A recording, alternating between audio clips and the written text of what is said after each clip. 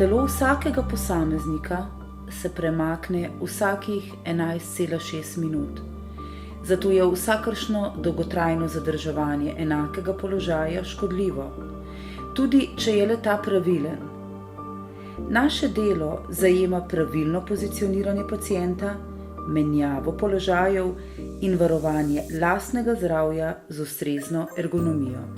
Cilj kontinuiranega nameščanja in spreminjanja položaja pacienta, tudi kadar lahko sam spreminja položaj, je razbremenitev in zmanjšanje redistribucija pritiska na prominentne točke.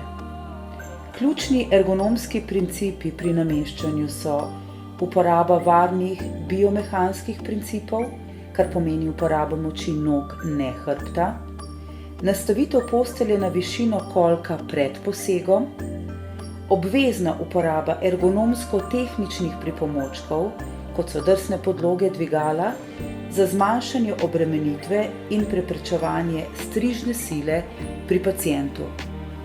Optimalen preventivni položaj je 30-stopinjski bočni položaj, ki preprečuje pritisk na veliki trochanter in križnico.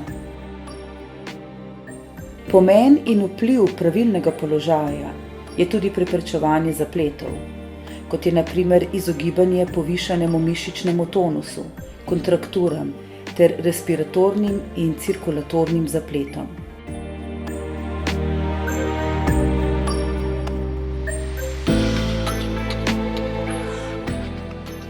Najboljši ergonomski pripomoček pri premeščanju bolnika v ustrezen položaj je električna bolniška postelja.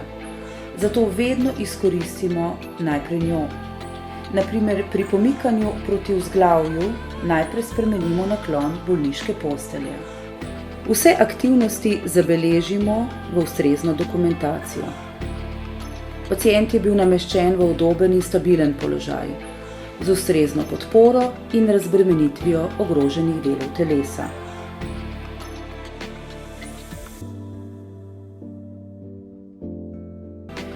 Ker je delo medicinskih sester fizično in psihično naporno, je upoštevanje ergonomije nujno za preprečevanje lastnih poškodb.